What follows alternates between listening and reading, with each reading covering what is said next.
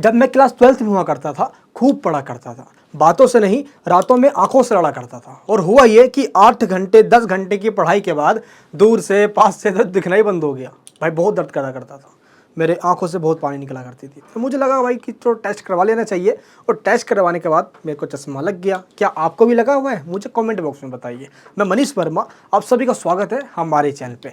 आज के इस वीडियो के अंदर हम बात करने वाले हैं education making the work place inclusive, BA program semester 5th का ये सब्जेक्ट है। और इस सब्जेक्ट के अंदर हम यही पढ़ने वाले हैं जितने भी डिसेबल स्टूडेंट्स होते हैं या जितने भी डिसेबल पर्सन होते हैं, उनके लाइफ में कितनी प्रॉब्लम्स होती है, उनके लिए कौन कौन से राइट्स बने हुए हैं, जो भी कोई हैंडीकैप है या डिसेबल है फिजिकली मेंटली, तो उनके लिए क्या क्या एजुकेशन का सिस्टम है, ऐसे लोगों को कौन से चैलेंजेस को फेस करना पड़ता है, आज के इस वीडियो के अंदर हम डीपली पढ़ने वाले हैं। तो बीए प्रोग्राम सेमेस्टर 1st के अंदर आज जो बताने वाला हूं, इसके अलावा दोस्त कुछ भी नहीं पढ़ना आप सभी को। चलिए टॉपिक को स्टार्ट करते हैं। सबसे पहले आपको मैं ये बता दूं कि आपके सिलेबस के अंदर ये चैप्टर्स दिए हुए हैं। इन चैप्टर्स में से कुछ ऐसे चैप्टर्स हैं जो बहुत ज़्यादा इंपॉर्टेंट है, तो आपको मैं पहले ये बता देता हूँ। और इंडेक्स में जो चैप्टर्स दिए आपको एटलीस्ट मैं समझा दूँ कि इनमें है क्या ऐसा।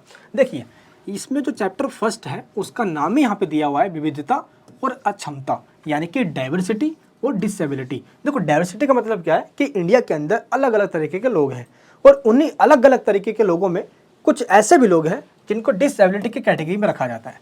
डिसेबिलिटी का मतलब सिंपल ये है कि पूरी सोसाइटी में कुछ ऐसे लोग जो नॉर्मली लोगों से बिल्कुल अलग हैं। ऐसा क्यों? क्योंकि वो मेंटली या फिजिकली या अपनी पूरी बॉडी के वजह से, या तो कम सुन पाना या सुन ना पाना, देख ना पाना, पैरों से चल ना पाना, हाथ या उनका जो पूरी बॉडी है वो सही से काम ना कर पाना। अभी हम इस पूरे चैप्टर्स में पढ़ने वाले हैं कि जो डिसेबिलिटी कैटेगरी है उसमें कौन कौन से लोग आते हैं और उनके लिए कौन कौन से राइट्स हैं, हमारे इंडियन गवर्नमेंट ने उनको क्या प्रोवाइड किया हुआ है, उनके लिए कौन कौन सी अपॉर्चुनिटीज़ हैं। मुझे इतना तो पता है दोस्त, ऐसे लोगों के अंदर भगवान ने एक अलग ही तरीके से पावर्स दी होती है। जैसे मैं अपनी बात बताऊँ तो मेरे चाचा जी हैं, उनकी आँखें नहीं हैं, तो मैं देखता हूँ उनके पास बहुत टैलेंट है। सिंगिंग भी अच्छा कर लेते हैं वो, पॉलिटिक्स में भी बहुत अच्छा नॉलेज है उनको, जीके बहुत अच्छी है उनकी, बहुत मस्त है, मतलब कि नॉलेज उनकी गजब है पूरा। आज जो भी हूँ, जैसा भी हूँ मैं, मेरे बचपन में मेरे चाचा जी मुझे बहुत डांटा करते थे सिर्फ पढ़ाई को लेकर। उन जो वो बच्चे थे, छोटे से थे, लगभग 3 से 4 साल, जैसे मेरी दादी जी मुझे बताया करती थी, तो सिर्फ 40 रुपये के लिए, क्योंकि पैसे नहीं थे घर के अंदर, और मेरे चाचा जी की आँखें चली गई, इलाज करवाने के पैसे नहीं थे। दादी जी ने मेरी पूरी घटनाएँ बताई। अब चाचा जी मेरे आज तो रेलवे में नौकरी करते हैं, लेकिन ये पूरी घटनाएं जो है मुझे अंदर से झकझोर देती है। मेरे घर के अंदर खुद ऐसा है, तो इस चीज़ को मैं अच्छे से समझ पाता हूँ, इनका दुख दर्द क्या होता है। ठीक है, तो ये चीज़ हम देखने वाले हैं, हम डेफिनेशन देखेंगे। तो ये हमारा 1st चैप्टर है। तो इस पूरे सीरीज में जो चैप्टर नंबर 2nd है, चैप्टर नंबर 5th, 6th और 7th, ये 4 चैप्टर आपके लिए ऐसे हैं जो सबसे ज़्यादा इंपॉर्टेंट है। चैप्टर 2nd, 5th, 6th और 7th, मैं फिर से बता रहा हूँ। ठीक है, इसके बाद जो चैप्टर्स आपके आएंगे ये देखिए, and diversity as a social construct में हम पढ़ेंगे किस तरीके से एक सामाजिक निर्माण के रूप में विकलांगता का बहुत बड़ा कंट्रीब्यूशन है।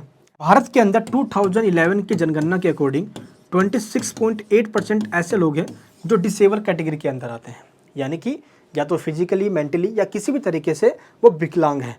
और ऐसे कंडीशन में आने के बाद ऐसा नहीं कि इनको हम इग्नोर कर सकते हैं। आज भारत के अंदर या दुनिया भर के जिस भी कंट्री में देखा जाए तो कहीं ना कहीं उनके लिए कुछ स्पेशल कानून होते हैं, और स्पेशल होना भी क्यों नहीं चाहिए। इक्वलिटी का मतलब ये नहीं होता कि सबके साथ समान व्यवहार करूं। इक्वलिटी का मतलब ये होता है कि जो इक्वल है उसके साथ इक्वल ट्रीटमेंट करूं। अब मेरे साथ और इस बंदे के साथ, मान लो मेरे 2 हाथ पैर हैं, बिल्कुल सही सलामत हूँ मैं, मेरे को 10 रुपये दिया जाए, और इसके साथ 2 हाथ पैर हैं लेकिन एक पाँव जो है वो काम नहीं करता, और इसको भी गवर्नमेंट 10 रुपये दे दे, तो ये बेचारा अपने 10 रुपये तो अपने पाँव पे लगाते हुए रह जाएगा भाई, अपने दवाई में या पाँव में जो दिक्कत है उसी चीज़ में लगाएगा। और मुझे 10 रुपये बराबर दे दिया जाए तो मैं 10 रुपये जो मुझे मिले हैं मैं उससे अपने और इन्वेस्टमेंट करूँगा ताकि मैं और आगे जा सकूँ। तो भाई ऐसे तो ये पीछे रह जाएगा और मैं आगे निकल जाऊँगा, तो ये तो गलत बात है। इसलिए गवर्नमेंट क्या करती है, इनके लिए स्पेशल, मान लो कोई सब्सिडी के रूप में या पेंशन के रूप में अलग अलग सोशल स्कीम लेकर आती है। तो ऐसे लोगों को सरकार इक्वलिटी, जो हम कहते हैं कि इक्वल ट्रीटमेंट करना, इक्वलिटी उन्हीं के लिए सही है जो इक्वल है, यानी कि समान के साथ समान व्यवहार करना। अब मान लो कि हमारे 2 हाथ पैर हैं, कमाने लायक हैं, बिल्कुल सही भाई, हम तो समान के साथ समान व्यवहार करो। और जो असमान लोग हैं, जो अनइक्वल लोग हैं, असमान मतलब जो अपने हाथ पैर से या अपने आंखों से किसी भी तरीके से कुछ डिसेबिलिटी उनके अंदर है, तो उनके साथ अलग ट्रीट करना। अब सभी के साथ एक ही ट्रीटमेंट करोगे तो वो इक्वालिटी नहीं होगी बॉस, वहाँ पे इन लोगों का स्पेशल ध्यान रखना होगा। आई होप आप टॉपिक समझ पा रहे होगे मैं कहना क्या चाह रहा हूँ यहाँ पे, ठीक है। ये बात यहाँ पे हो गई। एंड इसके बाद 4th चैप्टर है हमारा, एंड जो मेन है हमारा वो 5th है, 6th है और 7th है। तो ये हमारे कुछ चैप्टर्स हैं आपके इस बुक के अंदर जो आपको पढ़ना है। गवर्नमेंट ने जो एक्ट बनाए हुए हैं इन लोगों के लिए वो है 1995 का और 2016 का, फिर 1992 और 2006। ये कुछ एक्ट्स हैं जो आपको पता होना चाहिए। तो इस वीडियो को आप एंड तक देखते चलिए, मैं आपको बताने वाला हूँ पूरी कहानी। नए हो तो प्लीज़ चैनल को सब्सक्राइब जरूर करना, बेल आइकन ऑन कर लेना, ऐसी वीडियो पूरे यूट्यूब पे कहीं नहीं मिलने वाली आपको। चलिए टॉपिक को स्टार्ट करते हैं। अभी हाल ही के अंदर यूजीसी नेट का रिजल्ट आया, उसके अंदर पियासा महलदार ने बिल्कुल इतिहास ही रच डाला। ये देख लीजिए भाई, यहाँ पे जीता जागता एग्जाम्पल अभी बता रहा हूँ, कुछ दिन पहले की बात है, 2-4 दिन पहले की बात है। 99.31% लाया इन्होंने यूजीसी नेट के एग्जाम्स के अंदर। आप जरा खुद देखिए कि ये 25 साल की हैं, अपने एज के है ना, और दिव्यांग कंडीशन में होते हुए भी, एक डिसेबल कंडीशन में होते हुए भी इन्होंने ये एग्ज़ाम दिया। इसके बाद भी इनके जो परसेंटेज आए हैं आप खुद देख लीजिए, 99.31%। मैंने आपको स्टार्टिंग कहा ना कि भगवान ने ऐसे लोगों को एक स्पेशली पावर दिया हुआ है। और अगर आप देखना जो ऐसे लोग होते हैं, आप उनसे बात करके देखना, उनका एक अलग ही मतलब उनके अंदर आपको लगे कि कुछ स्पेशल पावर दी हुई है। उनकी बात करने का अंदाज़ हो जाता है, जो उनका माइंड पावर हो गया है ना, क्रिएटिविटी थिंकिंग हो गई, माइंड ब्लोइंग होती है। सैल्यूट है ऐसे लोगों को, और ऐसे लोगों का हमें हमेशा रिस्पेक्ट करना चाहिए। खैर दोस्त, टॉपिक पे वापस आते हैं हम। ये हमारा था अभी तक का जो भी पार्ट था, इंट्रोडक्शन का था। तो अब हम समझने वाले हैं इंपॉर्टेंट क्वेश्चंस विद आंसर्स के साथ। और ये जो मैं बताने जा रहा हूँ ये आपके पूरे सिलेबस के चैप्टर्स वाइज क्वेश्चन भी हैं, और मैंने जितने भी आपके प्रीवियस ईयर पेपर आए हुए हैं उन सभी को एनालाइज किया है, देन कुछ क्वेश्चंस और आंसर्स प्रिपेयर किया है जो आपके एग्जाम में आने ही आने हैं। इसके बाहर कुछ भी नहीं आएगा। क्वेश्चन चाहे घुमा के कितना भी दे दे, लेकिन टॉपिक आपको पता होना चाहिए। अब हम बात करते हैं अपने फर्स्ट क्वेश्चन की। फर्स्ट क्वेश्चन क्या है हमारा, किसी व्यक्ति की अक्षमता उसके सीखने को कैसे प्रभावित करती है। अक्षमता कह लो या डिसेबिलिटी कह लो या विकलांग कह लो, तीनों वर्ड सेम है। किन्हीं दो अक्षमताओं के आधार पर आपको इसका आंसर देना है, यानी कि how does a person disability impact learning, present your answer. आपको किसी दो डिसेबिलिटीज़ के बेस पे आपको इसका आंसर देना है। चलिए यहाँ पे इस क्वेश्चन को समझते हैं। पहले आप ये बताइए कि अक्षमता का मतलब आप समझते क्या हो। देखो, कोई भी काम कर पाने की जो एबिलिटी होती है वो नॉर्मली इंसान के मुकाबले में ऐसे लोगों में वो एबिलिटी नहीं है। शारीरिक और मानसिक रूप से जो इनकी कमियां हैं, जिसकी वजह से इनकी जो अक्षमता है ये कोई चीज़ सीखने से इनको रोकती है। तो क्वेश्चन में जो पूछा गया है पहले इसको समझिए आप। इनकी जो अक्षमता है, यानी कि जो इनकी जो प्रॉब्लम्स है, मान लो किसी के हाथ नहीं है, किसी के पैर नहीं है, कोई चल नहीं पाता, कोई सुन नहीं पाता, कोई बोल नहीं पाता, कोई समझ नहीं पाता, तो कोई पढ़ नहीं पाता। तो ऐसी प्रॉब्लम्स की वजह से, यानी कि इनकी इन अक्षमताओं की वजह से, इनकी इन्हीं सभी जो डिसेबिलिटी है उनके वजह से ऐसे कौन से प्रॉब्लम्स इनके पास आती है जिसके वजह से ये कुछ भी चीज़ सीख नहीं पाते, या कोई चीज़ सीखने में इनको कौन कौन सी दिक्कत आती है, आपको ये बताना है इस क्वेश्चन के आंसर के रूप में। चलिए अब हम समझते हैं पहले कि जो अक्षमता हम वर्ड यूज़ कर रहे हैं डिसेबिलिटी, आखिर इसका मतलब होता क्या है। मैंने आपको ये तो बता दिया, नॉर्मली लोगों से, जो जैसे हम हैं, आप हैं, हमारे पास बिल्कुल सही है, 2 हाथ है, 2 पैर है, सब कुछ है। यही सेम कंडीशन हम दूसरे लोगों के पास देखें जिनके पास ये चीज़ें नहीं है या कुछ कमी है, ऐसे लोगों को हम प्रॉपर तरीके से क्या कहेंगे, एक प्रॉपर डेफिनेशन में हम पहले ये समझते हैं। देखिए, सबसे पहले ये कुछ डेफिनेशन है जो दुनिया भर के अंदर सभी लोगों के द्वारा एक्सेप्ट किया गया है। पहला डेफिनेशन है विकलांग शिक्षा अधिनियम IDEA, डिसेबिलिटीज़ एजुकेशन एक्ट है। और इस एक्ट के अंदर ये बताया गया कुछ ऐसे लोग जो देख नहीं पाते, बोल नहीं पाते, सुन नहीं पाते, या उनकी जो मानसिक रूप से जो कमजोरियां हैं, मान लो कोई चीज़ याद करने दिया जाए वो याद नहीं कर पाते, इस वाले डेफिनेशन के अकॉर्डिंग ऐसे कैटेगरीज को विकलांग की कैटेगरी में रखा जाता है। सेकंड डेफिनेशन विश्व स्वास्थ्य संगठन WHO के द्वारा दी गई है। WHO के द्वारा कहा गया है कि मान लो किसी इंसान के शरीर में कोई ऐसी प्रॉब्लम है जिसकी वजह से वो कोई भी एक्टिविटी नहीं कर पाता, और एक्टिविटी करता है तो वहाँ पे बहुत बड़ी रुकावट आ जाती है। अब मान लो कि भाई मेरे हाथ नहीं होते अभी, तो मैं कैसे आपका पढ़ा पा रहा होता, मैं कैसे कर पा रहा होता। तो यहाँ पे काफ़ी लिमिटेशन आ जाती।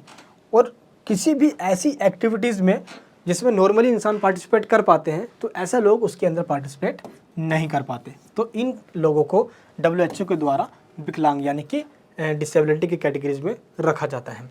अब हम देखते हैं अपने थर्ड पॉइंट की डेफिनेशन, जो कि विकलांग व्यक्तियों के अधिकारों पर एक कन्वेंशन किया गया था कब? 2006 में यूएनओ के द्वारा। किसके द्वारा? यूनाइटेड नेशन ऑर्गेनाइजेशन के द्वारा। और इस कन्वेंशन के अंदर जो पर्सन्स विद डिसेबिलिटीज़ हैं, पीडब्ल्यूडी जिसको हम कहते हैं, इंडिया के अंदर क्या कहते हैं इसको? पीडब्ल्यूडी कैटेगरीज के लोग, है ना, जो हैंडीकैप्ड या आप विकलांग कह सकते हो, ऐसे लोगों को डिफाइन किया गया यूएनओ के द्वारा 2006 में। इनके द्वारा क्या कहा गया कि विकलांग व्यक्तियों के पर्यावरणीय बाधाओं, यानी कि जो विकलांग व्यक्ति हैं इन्वायरमेंटली या उनके आसपास की जो एटमॉस्फेयर है वो उससे अफेक्टेड होते हैं। पहले तो ये कहा गया, है ना, मतलब कि उसी से उत्पन्न होते हैं, या कह सकते हो कि आसपास के वातावरण से वो अफेक्टेड होते हैं, उनके पूर्ण विकास में जो बाधा डालती है। मान लो कि आसपास ऐसे लोग रह रहे हैं जहाँ पे वो रह तो रहे हैं ऐसे लोग जो डिसेबिलिटीज़ है, बट रिसोर्सेज नहीं है। अब रिसोर्सेज ना होने की वजह से उनको बहुत दिक्कत आती है। अब मान लो कि उनको यहाँ से कहीं जाना है, पैरों में दिक्कत है, कैसे जाएंगे? आज भी ऐसे लोगों के लिए सही से साधन उपलब्ध नहीं है, ठीक है, तो पूर्ण विकास में बाधा डालती है। तो दूसरों के साथ समान आधार पर समाज में भागीदारी को प्रभावित करती है, यानी कि ऐसे लोग जो दूसरों के साथ एक समान तरीके से भागीदारी, यानी कि भागीदार या पार्टिसिपेट नहीं कर सकते, ऐसे लोगों को इसने डिसेबिलिटीज़ कैटेगरी में रख दिया यूएनओ के द्वारा 2006 की कन्वेंशन के अंदर, ठीक है। और ऐसा इसलिए होता है क्योंकि शारीरिक रूप से कोई ना कोई दिक्कत ऐसे लोगों में पाई जाती है। चलिए अब हम बात करते हैं वो मेन 2 डिसेबिलिटीज़ कौन कौन सी हैं। सबसे पहला है लोकोमोटर डिसेबिलिटी। लोकोमोटर डिसेबिलिटी का मतलब क्या होता है? ऐसे लोग जो अपने पैर से या तो चल नहीं सकते, मान लो इनके जो पैर के जो मसल्स वगैरह हैं, जो मांसपेशियां हैं या उनके जोड़े हैं या जो पैर है, बिल्कुल मतलब कि इस तरीके से विकलांग टाइप में हो गए हैं, जो ना तो वो चल सकते हैं ना वो दौड़ सकते हैं, वो बैठ के ही रह सकते हैं। मान लो कभी टूट जाता है पैर, तो कभी फ्रैक्चर हो जाता है, तो वो कंडीशन ठीक हो सकती है। लेकिन एक ऐसा कंडीशन आ जाता है जब वो पैरों से पूरे ही विकलांग, यानी कि उनका जो पैर है वो काम करना ही बंद कर देता है, मान लो पैरालाइज या कुछ ऐसा हो जाए, ठीक है, तो उस कंडीशन में हम बोलते हैं वो लोकोमोटर डिसेबिलिटी है। क्यों? क्योंकि उनको इस तरीके से व्हील चेयर पर चलना होता है, फिर वो पैरों से अपने चल नहीं सकते, तो ऐसे ही कंडीशन को हम कहते हैं क्या? Locomotor disability. अब मान लो कि सामान्य लोगों की तुलना में ये लोग कुछ करना चाहे, सीखना चाहे, तो इनको बहुत प्रॉब्लम होती है, क्योंकि ये इन्हीं से चल सकते हैं सही तरीके से बैठ के, इन्हीं के द्वारा। अब तो कई सारे तो रिमोट सिस्टम भी आ गया है कि ये बैठेंगे, रिमोट दबाएंगे और चलने लग जाएगा ये भाई। अब तो काफ़ी सुविधा आ गई है, लेकिन फिर भी जो नॉर्मल इंसान होते हैं उनके मुकाबले में उनको काफ़ी दिक्कत होती है। अब कहीं पे जाना है, सोचना पड़ेगा, मान लो काफ़ी रस एरिया है, कैसे पहुंचेंगे वहाँ पे? बहुत दिक्कत आती है। मोटर जो डिसेबिलिटी जिसके अंदर पाया जाता है उनको बहुत दिक्कत आती है, जो पैरों से चल नहीं पाते। अब बात करते हैं हम सेकंड पॉइंट, यानी कि लो विज़न की। अब मान लो कि एक ऐसा स्टूडेंट या एक ऐसा बंदा जो ओवरनाइट या ओवर टाइम तक बस फ़ोनों में लगा पड़ा है, लैपटॉप की जो स्क्रीन होती है उसमें देखने में लगा पड़ा है, बहुत घंटों भर उसी पे काम कर रहा है, तो एक समय ऐसा आएगा कि इसके आँखों में बहुत पेन होगी। वो जाएगा डॉक्टर के पास, चश्मा बन जाएगा, जैसे मेरे बना हुआ है, देख लो भाई। आप सभी को तो मैं डिजिटल बोर्ड पे पढ़ा रहा हूँ यूँ करके मज़े से, लेकिन जो इसकी रोशनी, जो इसकी ब्राइटनेस होती है वो मेरे आंखों की ऐसी तैसी कर देती है, मेरी आंखों में बहुत पेन होती है। और सेम यही है सभी के साथ। आज हम फ़ोन चलाते हैं घंटों घंटों भर, लैपटॉप की स्क्रीन पे बैठ जाते हैं, सोचते हैं कि यार क्या ही फ़र्क पड़ता है। फ़ोन की ब्राइटनेस मैंने कईयों को देखा है फुल करके रखते हैं। अरे भाई कम करके रख लो यार। अगर आज दिक्कत आपको नहीं लग रही है, कुछ सालों बाद आपको महसूस होगी वो, जब आपके चश्मे का नंबर बढ़ जाएगा तब पछतावा होगा। इसलिए कोशिश ये कीजिए कि लैपटॉप के स्क्रीन को जो बिल्कुल नाइट मोड में चलाइए, बिल्कुल जीरो करके चलाइए उसको, क्योंकि इससे होगा क्या? लो विज़न की प्रॉब्लम होनी स्टार्ट हो जाएगी। मान लो अभी आपको चश्मा लग गया, आपने पहना भी उसको और उससे ठीक हो भी गई, लेकिन लो विज़न एक ऐसी प्रॉब्लम होती है जो आजकल बच्चों से लेकर बूढ़ों में भी पाया जा रहा है। ये ऐसी प्रॉब्लम है जिससे आपको दिखना बंद हो जाएगा, यानी आप देख नहीं पाओगे। और इसमें कोई भी चश्मा लगा लो, कोई चश्मा काम नहीं करता, और ना ही कोई सर्जरी इसमें काम करती है। ना सर्जरी काम करेगी, ना कोई चश्मा काम करेगा। और इसके वजह से आपकी आंखों से पानी निकलेगी, देखने में प्रॉब्लम आएगी, और उस कंडीशन में बहुत दिक्कत हो सकती है। बहुत आँखों से कोई खेल मत करना। शरीर का एक ही एक अंग है आँख, जो बिल्कुल नाजुक है, ठीक है। तो सेकंड प्रॉब्लम क्या है? लो विज़न, जो कि सीखने को काफ़ी अफेक्टेड करती है। अब मान लो कि मेरी आंखों में दिक्कत है, किसी की आंखों में दिक्कत है, वो कैसे देख पाएगा? मैंने आपको स्टार्टिंग में बताया, मेरे चाचा जी 3-4 साल के ही थे दोस्त, जब उनकी आंखें चली गई थी। उसके बाद क्या, पूरी दुनिया उनके लिए अंधेरा सा लगने लग गया। अब उनको ये लगता है कि अब देखो, अब हम हैं घर में, मैं चाचा जी को काफ़ी मोटिवेट करता रहता हूँ, चाचा ऐसा नहीं है। अब मेरे चाचा जी भी पढ़े लिखे हैं तो उनको अपने आप ही वो समझते हैं चीज़ों को, काफ़ी मोटिवेट रहते हैं और मुझे भी करते हैं यहाँ पे। अब मैं सोचता हूँ कि मेरे चाचा जी ऐसा कर सकते हैं, बहुत नॉलेज है उनको। जो चीज़ मैं पढ़ रहा हूँ, जो मैं पढ़ा रहा हूँ, वो पहले पढ़ कर छोड़ रखे हैं। सोचे था 2010 के अंदर उन्होंने अपनी 12th पास करी थी। तो आज इस टाइम मैं सोचता हूँ कि ऐसे लोगों के पास टैलेंट तो होता है। फिर भी ज़रा इमेजिन करो कि जिसके पास आंखें नहीं हैं और वो आंखें बंद करके दुनिया को देख रहा है, समझ रहा है, वो फील कर रहा है, अपने डंडे से चल पा रहा है। उस कंडीशन में उस दर्द को समझो जरा एक बार। मैं देखता हूँ अपने चाचा जी को, जब मेरे चाचा जी जाते हैं तो कभी कभार तो उसे दिखाते नहीं है, मैं पैंट ऊपर करके देखता हूँ, उनके घुटने में काफ़ी मतलब कि कहीं यहाँ चोट, कभी वहाँ चोट लगी होती है, कभी यहाँ फूट गया, कभी वहाँ फूट, कभी वहाँ खून निकल रहा।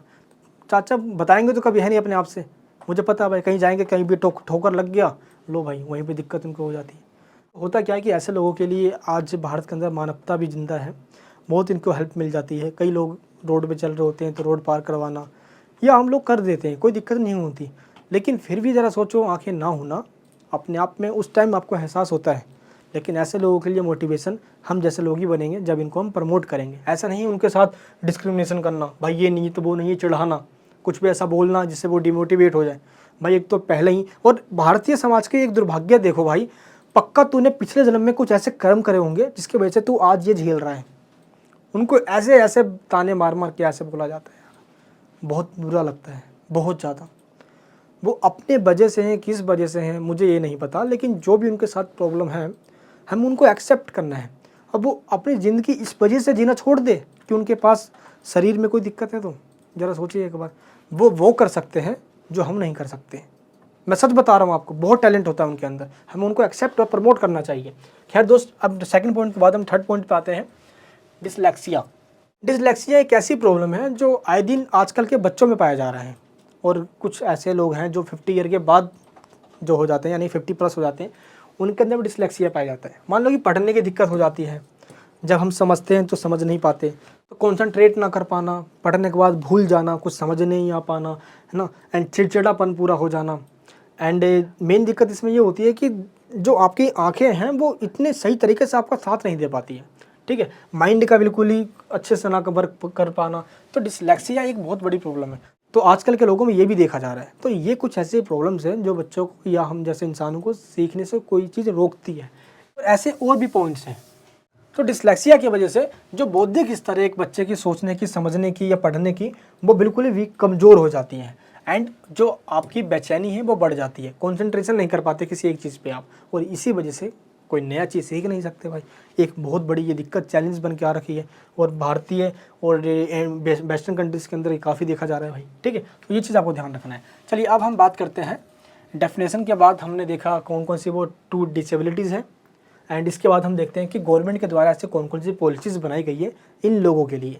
सबसे पहले हम बात करते हैं 1949 में राष्ट्रीय मानसिक स्वास्थ्य संगठन NIMH की स्थापना की गई थी, ऐसे लोगों को एजुकेशन एकत्रित यानी कि इंटीग्रेशन करने के लिए और सोशल अवेयरनेस फैलाने के लिए। तो सबसे पहले भारत के अंदर 1949 में ही स्टेप उठा लिया गया था।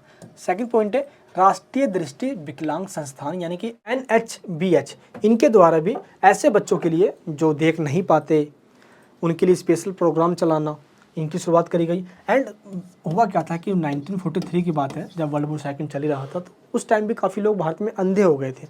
तो युद्ध में जो लोग अंधे हुए थे उनको देखभाल करना, उनके लिए अपॉर्चुनिटीज़ प्लस उनके लिए रिसोर्सेज इकट्ठा करना, ये काम दिया गया था किसको, NIBH के द्वारा। क्लियर है यहाँ पे।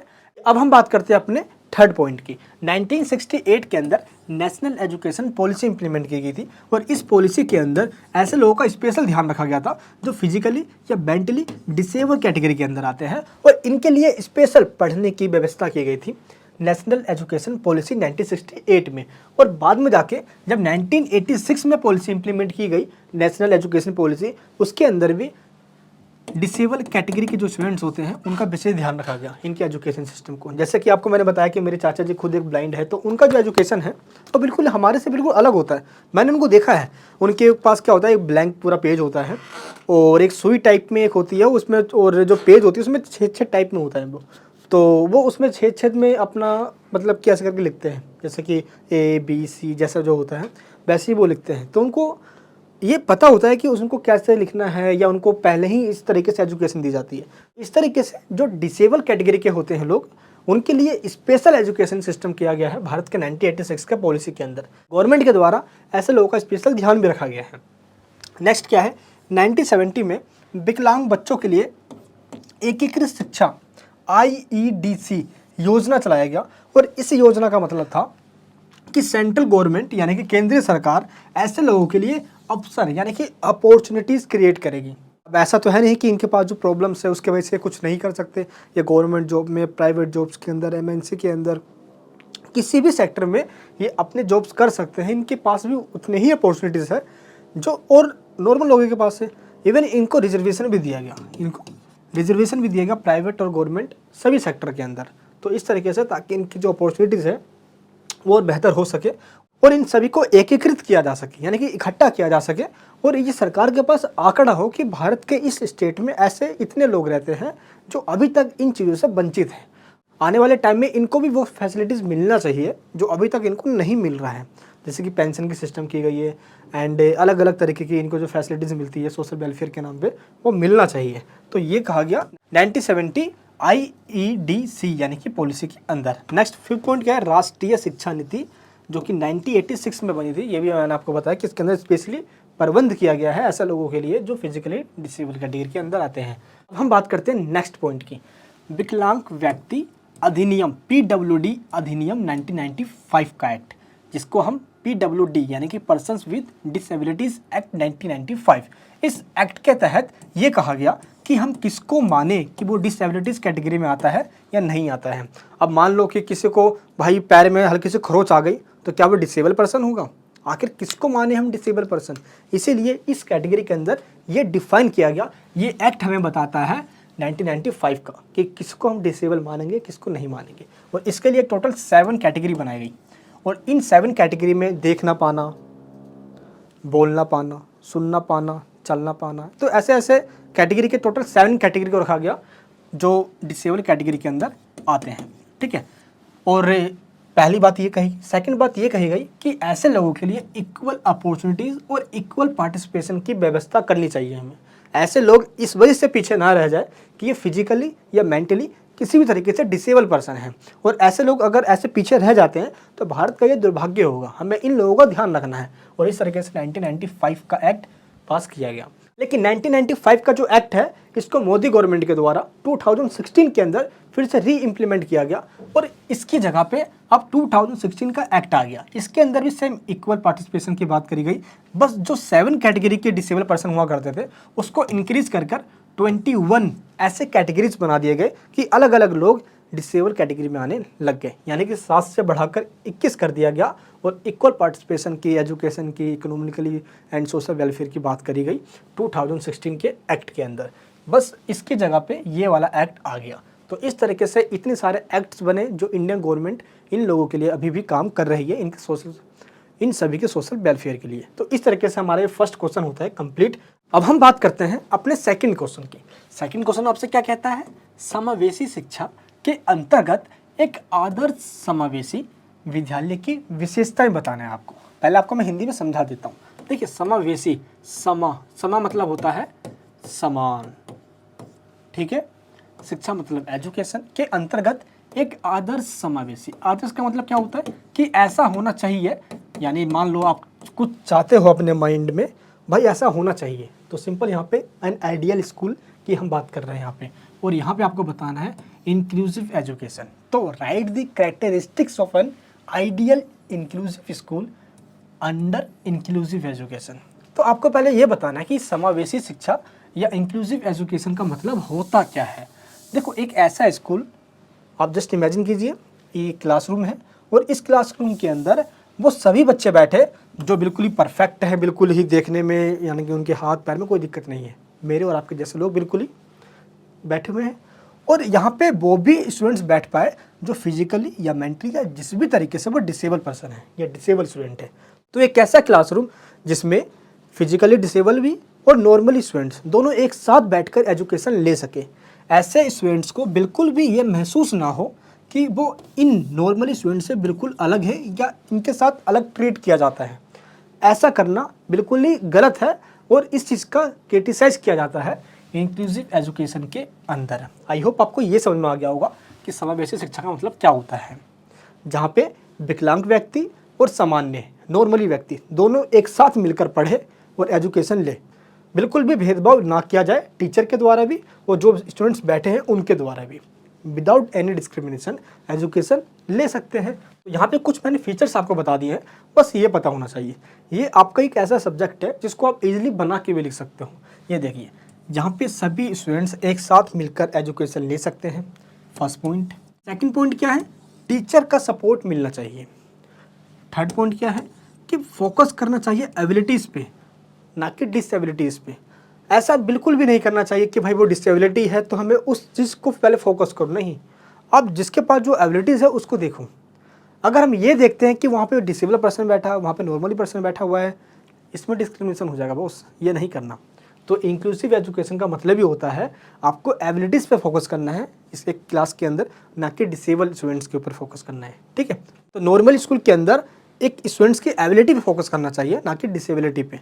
ये इंक्लूसिव एजुकेशन ये मानकर चलता है। जैसे कि मेरी एक फ्रेंड है, वो दिल्ली के किसी कॉलेज के अंदर ऐसे स्टूडेंट्स को पढ़ाने जाती है जो फिजिकली या मेंटली डिसेबल स्टूडेंट्स होते हैं। तो मैं उनसे पूछता हूँ कि मैं इस वीडियो को बनाने से पहले भी उनसे बात कर रहा था कि आप कैसे पढ़ाते हो, वो कैसे होते हैं, या आपको कोई प्रॉब्लम तो फेस नहीं करनी पड़ती। तो उन्होंने मुझे बताया कि हम यहाँ से जब जाते हैं तो वहाँ पे ऐसे अलग अलग तरीके के लोग होते हैं जो मेंटली काफ़ी डिसेबल होते हैं, फिजिकली भी होते हैं। उनकी कई लोग तो सही से पढ़ भी नहीं पाते, और ये भी बताते हैं कई लोग काफ़ी मतलब कि मान लो कि मेंटली कुछ दिक्कत है तो कुछ अलग से ही वो बिहेवियर करने लग जाते हैं। तो हमें उनको संभालना पड़ता है, शांत करना पड़ता है, हमें पहले उनके जैसा बनकर हमें उनको समझाना पड़ता है, देन वो समझते हैं चीज़ों को। और यही चीज़ अगर हम एजुकेशन में करें तो क्या ही दिक्कत हो जाए भाई, बिल्कुल ही हमें उनको ये फील भी नहीं देना। हमें ऐसे लोगों को जो मान लो मेंटली कोई दिक्कत हो रही हो, कभी डिस्टर्ब हो रहे हो, मेंटली कोई डिसेबल पर्सन हो, तो उनको पहले ये एहसास करवाए कि हम आप में से ही एक हैं, आप बिल्कुल हमें अलग मत समझिए, वो आपको अपना समझने लग जाएंगे। देन वो उनको पढ़ाती है, तो मुझे बताती है वो इस तरीके से हम उनको मैनेज कर पाते हैं। तो आज भी उनको पढ़ा रहे दिल्ली के किसी कॉलेज के अंदर वो, देन उन्होंने मुझे ये सारी बातें बताई। तो मुझे लगता है कि काफ़ी चैलेंजेस होगा। उन्होंने बोला चैलेंजेस तो होता है, बट मुझे अब अच्छा लगने लग गया है। स्टार्टिंग उन्होंने किया था, तो वो ऐसे ही स्टूडेंट्स को पढ़ाती है। इसलिए एक ऐसा क्लासरूम हो जहाँ पे नॉर्मली सभी स्टूडेंट्स बैठ सकते हो और ऐसे स्टूडेंट्स भी बैठ सकते हो और अपने एजुकेशन ले सकते हो। नेक्स्ट पॉइंट क्या है, teachers learning to expand their skills. अब भाई अब हम टीचर्स की स्किल्स को बढ़ा रहे हैं तो लर्निंग तो सीखना पड़ेगा ना। आपको क्लासरूम में अलग अलग बच्चे मिलेंगे तो उनके हिसाब से ही तो आपको बताना है। जैसे कि जब मैं आपको पढ़ा रहा होता हूँ तो मैं ये बिल्कुल भूल जाता हूँ कि मुझे क्या आता है या मैं कितना जानता हूँ, मैं कितना विद्वान हूँ।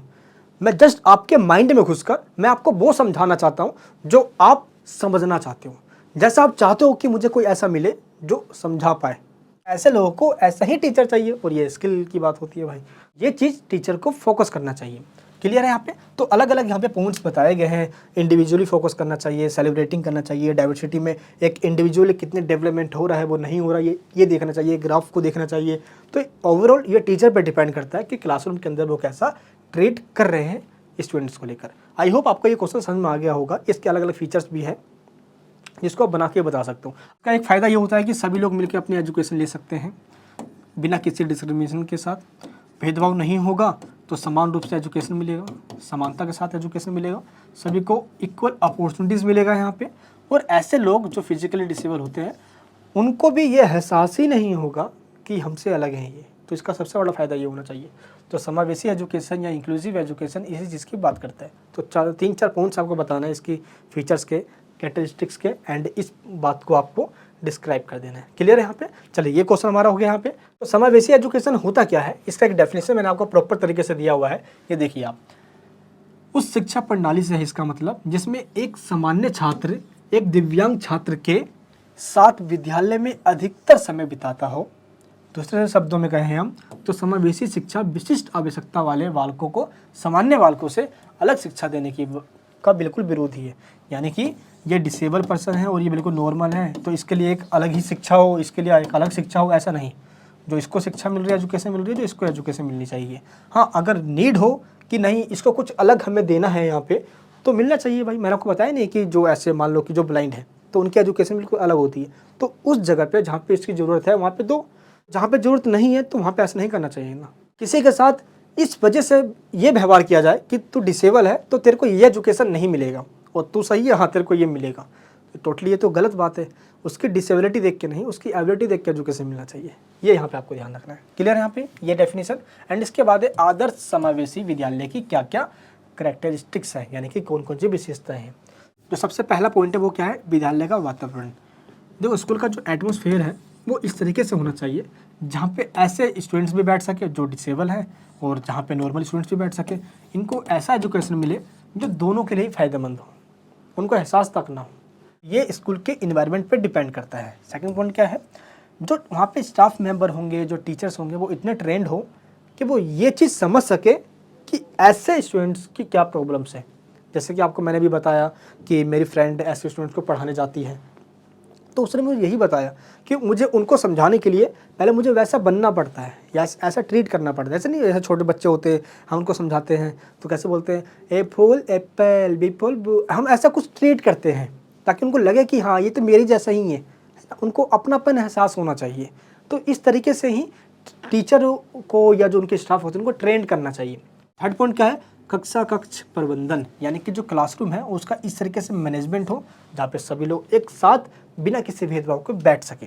एंड समावेशी विद्यालय हेतु संसाधन प्रबंधन।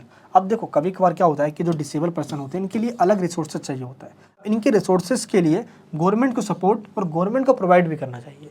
और इसलिए जो फोर्थ पॉइंट है, इनके जो रिसोर्सेज है, जो इनके लिए अलग से जो मैनेजमेंट है, इसका प्रबंधन हमें पहले ही उस स्कूल में करना होगा जहाँ पे ऐसे स्टूडेंट्स होते हैं।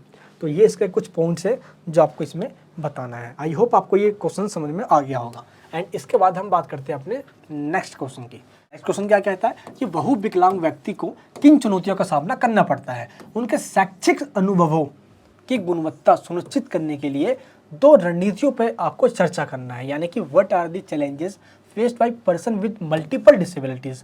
आपको बताना है कि किसी ऐसे पर्सन के बारे में जिसको एक नहीं अनेक तरह की डिसेबिलिटीज़ हो। मान लो कि किसी का पैर भी खराब है तो हाथ भी खराब हो, आँखों में दिक्कत है तो पैरों में भी दिक्कत हो, यानी कि मल्टीपल डिसेबिलिटीज़ उसके शरीर में या इसका बॉडी में हो। तो आपको कोई ऐसे 2 स्ट्रेटजीज बतानी है, 2 स्ट्रेटजी बतानी है जिससे कि उसकी जो क्वालिटी एजुकेशन की वो इम्प्रूव किया जा सके। चलिए इस क्वेश्चन को पहले हम समझते हैं। देखिए ऐसे कौन कौन सी चुनौतियाँ हैं हमें पहले ये जानना होगा। सबसे पहले जो चैलेंजेस है ये बहुत बड़ी है, सामाजिक उपेक्षा और अभिवृद्धि संबंधी बाधाएं। सामाजिक उपेक्षा समझते हैं। देखो ऐसे लोगों को समाज से भी ताना सुनने को मिलता है। पहली बात तो ये कि अच्छा ऐसे हैं, अरे ये तो कुछ भी नहीं कर सकता, अरे ये बहुत कमज़ोर होते हैं, अलग अलग, अरे इसको तो ये प्रॉब्लम है यार, ये क्या ही कर सकता है, तू रहने दे, तू रहने दे, तेरे से नहीं हो पाएगा। एक अलग तरीके की मेंटलिटी बनी हुई हमारे सोसाइटी के अंदर कि ऐसे लोगों के पास वो क्षमताएं नहीं हैं जो नॉर्मली लोगों के पास होती है, और इसी मेंटलिटी की वजह से इनको इग्नोर किया जाता है, जो कि बिल्कुल ही सरासर गलत है। इनके पास वो सभी चीज़ें होती है, इनके पास वो सभी टैलेंटेड होती है, इवन इनके पास और ज़्यादा टैलेंट होती है, मेरा तो ये मानना है। इनके पास मेंटली या फिजिकली काफ़ी स्ट्रॉन्ग होते हैं, ये अंदर से काफ़ी स्ट्रॉन्ग हो जाते हैं, और इनके पास एक अंदर जो एक पावर होती है, जो स्टेमिना होता है, और वो बहुत ज़्यादा हो जाता है। पता नहीं, मेरा अपना पर्सनली मानना, जितना मैंने देखा अभी तक, कितने लोगों से मैंने बात भी किया है, क्योंकि ये सब्जेक्ट सिर्फ पढ़ाने से नहीं हो जाता, ये सब्जेक्ट थोड़ा प्रैक्टिकल है। तो इसको बोल कर समझ कर लोगों से मिलकर अच्छे से समझ में आ जाएगा। ये तो 5th सेमेस्टर में आप पढ़ तो रहो, ठीक है, पढ़ लेके भूल जाओगे यार, कोई दिक्कत नहीं। लेकिन ऐसे लोगों से जब हम मिलते हैं, आप भी अपने लाइफ में कई लोगों से मिले होंगे, मुझे कमेंट बॉक्स में बताना कि आपका जो एक्सपीरियंस है वो क्या है ऐसे लोगों से मिलने के बाद। तो काफ़ी लोगों को ऐसा झेलना पड़ता है, तो काफ़ी लोगों को ये प्रॉब्लम झेलनी पड़ती है। नेक्स्ट क्या है, अभिवृद्धि संबंधी बाधा है, यानी कि आप देखोगे तो ये भी कहा जाता है कि ऐसे लोगों में काफ़ी घमंड होता है, बोलते नहीं है सही से, एटीट्यूडियल बिहेवियर होता है इनका। बट ये एक सोसाइटी के द्वारा कहा गया एक सिर्फ एक मिथ है जिसको तोड़ना है। ऐसे लोगों की जो टैलेंट है इसको आगे लेकर आना है। इनकी पहचान दब कर रह जाती है और ऐसा लगने लग जाता है कि समाज के ऊपर ये एक बोझ बन के बैठे पड़े हैं। यही एक गलत मानसिकता वाले लोग सोसाइटी के अंदर ऐसे लोगों को आगे बढ़ने नहीं देते हैं। आज भी गांव शहर के अंदर जाओगे तो लोग बहुत बड़ा उखाड़ रहे हैं, भाई क्या नहीं कर पा सकते, ये बहुत आगे जा रहे हैं। ये बछेंद्री पाल ने किया ना, किसने नहीं। हम ऐसे काफ़ी सारे लोग मिल जाएंगे आपको जिसने अलग अलग क्षेत्रों में ऐसे जो डिसेबल पर्सन होते हैं बहुत बड़ा नाम कमा रखा है। फिर भी सामाजिक रूप से जो इनके इग्नोरेंस किया जाता है या एटीट्यूड की बात की जाती है, जो अलग लोग इनको कुछ भी नहीं मानते, ये चीज़ बिल्कुल गलत है सोसाइटी के अंदर, जिसकी धारणाओं को हमें चेंज करना चाहिए। एंड सेकंड पॉइंट क्या है, रूढ़िवादी व्यक्ति इन्हें घृणा के साथ के देखते हैं, घिन के साथ देखते हैं। रूढ़िवादी जो काफ़ी कंजर्वेटिव है, पुरानी सोच के लोग हैं, उनको लगता है कि ऐसे लोग तो कुछ कर ही नहीं सकते।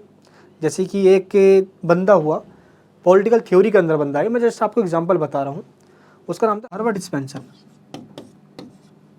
हर्बर्ट स्पेंसर के द्वारा ये बात कही गई कि जो शारीरिक रूप से अपंग है, विकलांग है, जो कुछ नहीं कर सकता, ऐसे लोग जी के क्या ही करेंगे, इनके ये कुछ नहीं कर सकते लाइफ के अंदर। तो ऐसे लोगों ने जब ये कह रखा है, तो सोसाइटी के अंदर ट्रेडिशन जो हमारा है, काफ़ी पुरानी जो ट्रेडिशन जो सोच है, अभी तक वो यही है, जड़ में जो घुसी हुई है। ये जो ढक्कन खोलेगा तभी तो असली माल निकल कर आएगा, कि ऐसे लोगों के पास वो पावर दी है हमारे प्रभु ने, हमारे भगवान ने, ऊपर वाले ने, कि जो इनके पास एक अलग ही क्षमता होती है। तो जस्ट इनकी बात बिल्कुल ही यहाँ पे सच गलत होती है यहाँ पे। तो इनका ये मानना है क्या कि इन्होंने पक्का इन्होंने पिछले जन्म में कोई पाप किया होगा और पिछले जन्म का पाप ये अभी भुगत रहे हैं। भगवान ने इनको सजा दे रखी है, इनसे आंखें ले ली, इनसे पैर ले लिया, इनका एक्सीडेंट में कभी ये घटना हो गई, कभी वो घटना हो गई। तो तमाम तरीके की जो लांछन है समाज के द्वारा इन पर लगाया जाता है। अब आप बताइए, जब किसी के साथ कोई प्रॉब्लम हो गई है, अब उसको इस चीज़ के लिए कोसना, ये कहाँ का न्याय है? अब मान लो कि आप कुछ कर रहे थे काम, और जो गेट होता है, गेट में आपका हाथ आ गया और किसी ने गेट बंद कर दिया, आपकी हाथ दब गई, और आप बहुत तेज चला रहे हो, उसी वक्त बोले कोई क्या हुआ क्या हुआ क्या हुआ, हाँ और हाथ डाल लगे, चोट लगेगा नहीं। तो आपको उस टाइम इतना गुस्सा आ गया, मारने कर मारो इसको, मेरे हाथ में लग गया और मेरे को और चिढ़ा रहा है ये, ऐसा होगा ना, अक्सर ऐसा होता है। सेम ऐसे ही अगर लोगों के साथ हम ये बोले, भाई तेरे साथ तो ये प्रॉब्लम है, सही हुआ, तुमने पिछले जन्म में पक्का कोई कुकर्म किया होगा, तेरे को सज़ा मिल रही है, ये भी क्या लगेगा आप बताइए जरा, ना क्या लगेगा आप बताइए। तो ऐसे ही लोगों की जो मानसिकता है, ऐसे लोगों के प्रति वो चेंज करने की ज़रूरत है। सोसाइटी में चेंज हुआ है, बट कुछ लोग हैं जो ऐसा अब भी मान लेते हैं। क्लियर है? नेक्स्ट क्या है, सेकंड पॉइंट, आर्थिक असमानता। ऐसे लोगों के पास इकोनॉमिक इनइक्वालिटी पाई जाती है। अक्सर ये होता है कि घर वाले भी ऐसे लोगों को छोड़ देते हैं, जाओ भाई रेन बसेरा में रहो, गवर्नमेंट की पेंशन के बदौलत जियो, हम तुम्हारे कोई भी नहीं है। फिर ऐसे लोग क्या करते हैं, या तो भीख मांगने लग जाते हैं, या वो छोटा मोटा किसी भी तरीके से अपना गुजर बसर करने लगते ही हैं, बट कर ही लेते हैं। इसीलिए इकोनॉमिक इनइक्वालिटीज़ काफ़ी पाई जाती है। बट जो काफ़ी एजुकेशनल, काफ़ी अवेयर होते हैं, तो आपको पता होना चाहिए गवर्नमेंट के द्वारा PW कैटेगरी के लोगों के लिए काफ़ी सारी स्कीम है। इनकी सबसे बड़ी बात है रिजर्वेशन। अब गवर्नमेंट जॉब के अंदर भी रिजर्वेशन है, माइनस में भी मार्क्स आ रहे हैं आपके, फिर भी जॉब लग जाती है। अब ST SC OBC तो हैं, अगर आप देखोगे तो PW कैटेगरी के लिए आप 10th 12th BA में, MA में, मास्टर्स में, PG में देख लीजिए, आप BEd करना हो, UPSC करना हो, सभी जगह तो रिजर्वेशन है ही है। तो ऐसे लोगों को जस्ट अवेयर होने की ज़रूरत है, ये अपना पूरा फ़ायदा उठा सकते हैं। आज इस टाइम मैंने कई लोगों को देखा है जो अभी भी अपनी एजुकेशन कंप्लीट कर रहे हैं DU से भी, इवन उनके पास काफ़ी दिक्कत है, फिर भी वो कर रहे हैं। फिजिकल डिसेबल भी हैं, काफ़ी सारे ऐसे लोग हैं। इकोनॉमिक इनइक्वालिटी की वजह से डिस्क्रिमिनेशन का शिकार होना पड़ता है दोस्त। एंड थर्ड पॉइंट क्या है, सूचनात्मक उपेक्षा।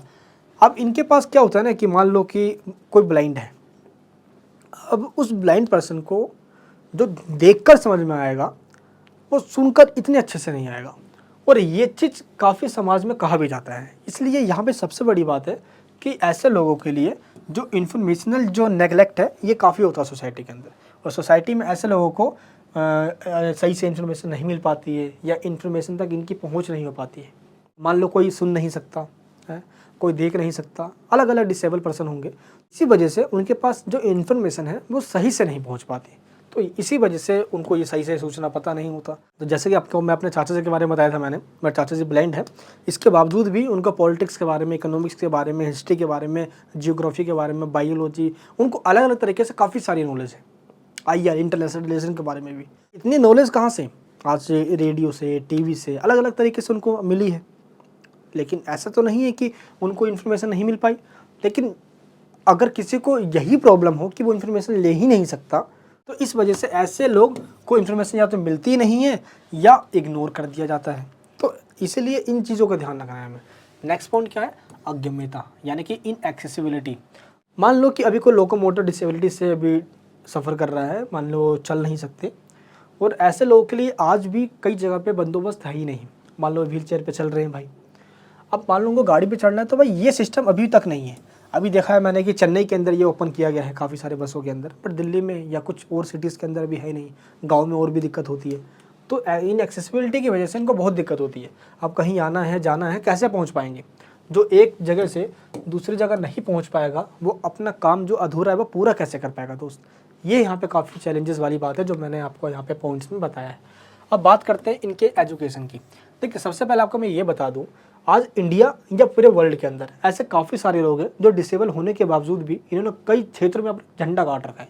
आज मैं इंडिया की बात करूं, अगर मैं दोस्तों अभी देखो मैंने गूगल पे आया, मैंने सर्च किया कि जो इंडिया के या वर्ल्ड के जो फेमस लोग हैं, तो मैंने यहाँ पे लिखा दोस्तों 16 famous Indians with disabilities who inspire us every day. तो इनमें काफ़ी सारे लोगों का नाम आया। ये देखिए, सबसे पहले में नाम आया, देखो यहाँ पे एक कोटेशन लिखा हुआ है, आप भी आंसर में ये मेंशन जरूर करना, मार्क्स अच्छे मिलेंगे। कोटेशन में क्या कहा गया, ये देखिए आप, disability is a state of mind है, ये मानसिकता है आपकी विकलांगता। विकलांग कभी हाथों से शरीरों से नहीं, मानसिकता यानी कि दिमाग से होते हैं। अगर यहीं पे वो कीड़ा या गंदगी भरी हुई है, क्या ही कर लोगे भाई लाइफ में।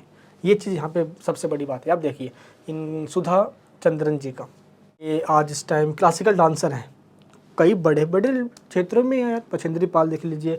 नेक्स्ट देखिए रविंदर जैन, ये बचपन से ही देख नहीं पाते थे, बट इन्होंने म्यूजिक इंडस्ट्री में काफ़ी बड़ा नाम कमाया अपना, ठीक है। तो ऐसे काफ़ी सारे लोग हैं। अब ये देखिए भाई, बैडमिंटन में इन्होंने काफ़ी नाम कमाया, क्रिस शर्मा जी ने, एंड इसके बाद और भी नाम देखिए आप, शेखर नायक ने, एंड एच रामकृष्णन ने।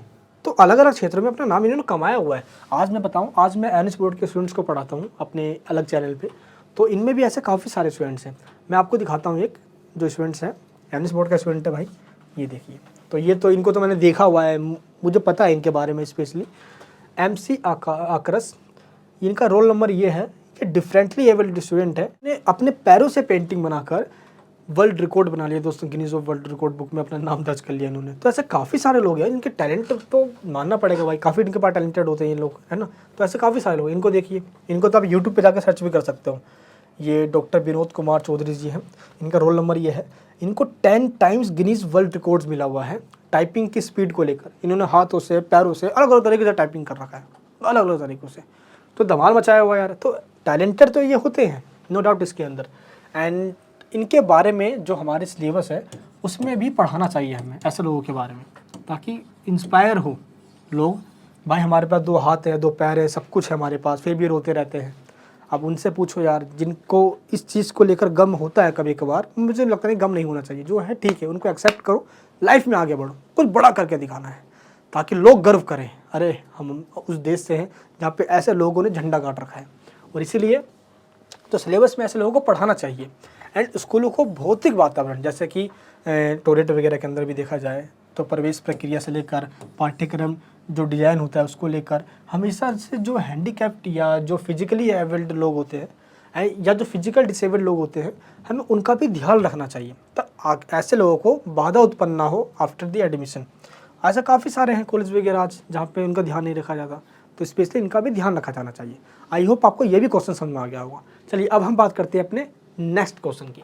नेक्स्ट क्वेश्चन क्या है, यातायात के सार्वजनिक साधनों जैसे कि बस, टैक्सी, ऑटो, मेट्रो, रेल, विमान में से कोई एक चुनना है आपको और इसकी पहुंच बतानी है, यानी कि ऐसे लोगों तक इनकी पहुंच है या नहीं भी है जो फिजिकली डिसेबल होते हैं, ठीक है।